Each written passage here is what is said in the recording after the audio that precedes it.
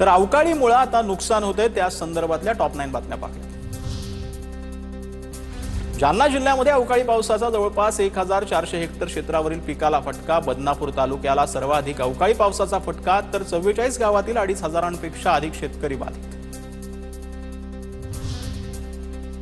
पुण्याच्या इंदापूर तालुक्यामध्ये अवकाळी पावसामुळे केळी पिकांचं नुकसान। वादळी वाऱ्यासह गारपिटीमुळे शेकडो एकरवरील केळीचं पीक जे आहे ते भुईसपाट झालं। इंदापूर तालुक्यातील अनेक गावांमध्ये अवकाळी पावसाचा शेतकऱ्यांना पिकांना फटका बसलेला आहे।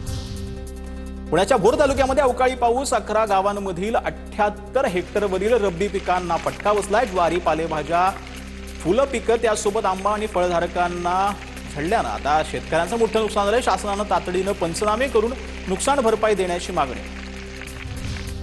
सिंधुदुर्गमध्ये उद्या आंबा आणि काजू उत्पादक शेतकरी मुंबई गोवा महामार्गावर चक्काजाम आंदोलन करणार आहे। शेतकरी राजू शेट्टी यांच्या नेतृत्वामध्ये भव्य आंदोलन होणार आहे। दरम्यान वैभव नाईक यांच्यासह देवगडमधील आंबा बागायतदारांना पोलिसांकडून नोटिसा देण्यात आल्या।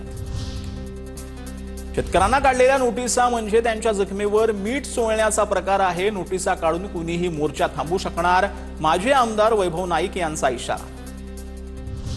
वादळी वाऱ्यामुळे निफाड तालुक्यातील खडक माळेगाव येथील 1 एकर द्राक्षबाग जमीनदोस्त झाले। शेतकऱ्यांचे 3 ते 4 लाखांचं नुकसान झालं। शासनानं मदत करण्याची शेतकऱ्यांची मागणी।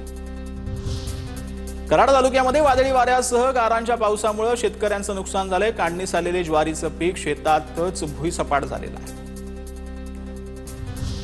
हिंगोली जिल्ह्यामध्ये हळद काढणीला सुरुवात झाली। अतिवृष्टीमुळे हळदीच्या उत्पादनामध्ये मोठी घट झाली आहे। 3500 ते 4000पर्यंत हळदीचा भाव पडल्यानं हळद उत्पादक शेतकरी संकटात आले।